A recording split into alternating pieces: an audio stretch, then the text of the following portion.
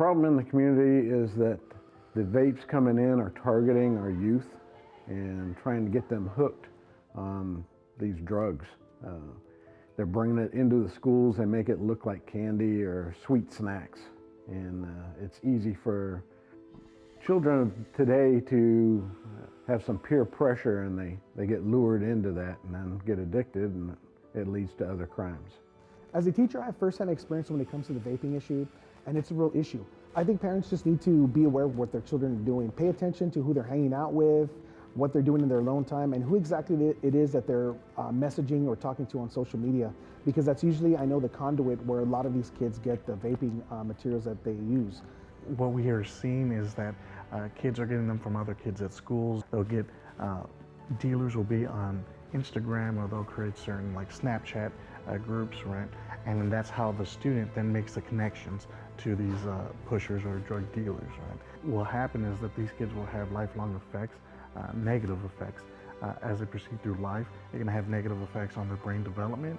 They're gonna have negative effects on their criminal record. They're gonna have negative effects on their school record. It's just, there's no real upside to allowing your child to have this, and there's just so much downside. And sometimes there isn't that buy-in, right, from the community, and they're concerned that maybe the department is focusing their energy on something that is not that big of a problem. And that is a concerning for me as a mom, knowing that this is a problem. It's not so much a problem for the adults in our community, it's a problem for our children. Sometimes, depending on the type of THC, the amount, it can also lead to health issues. You have to consider, you can say, well, it's not going to happen to me. It can.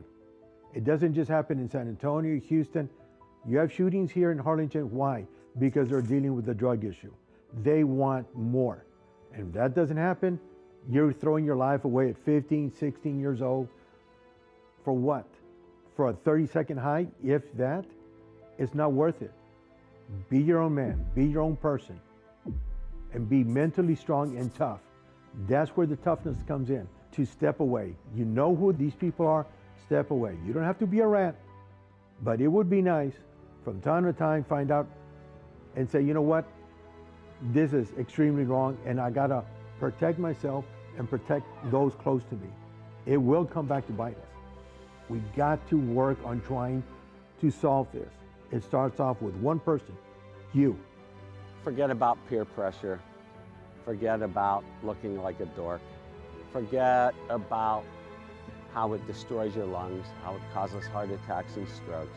Forget all about that. Let's talk about money. How much does it cost to buy whatever product?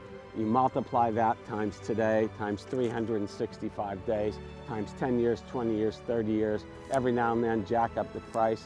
Save it, and invest it. And you too, in 20, 30, 40 years, can have a couple $1,000s to your name. It's all your choice. But listen to people.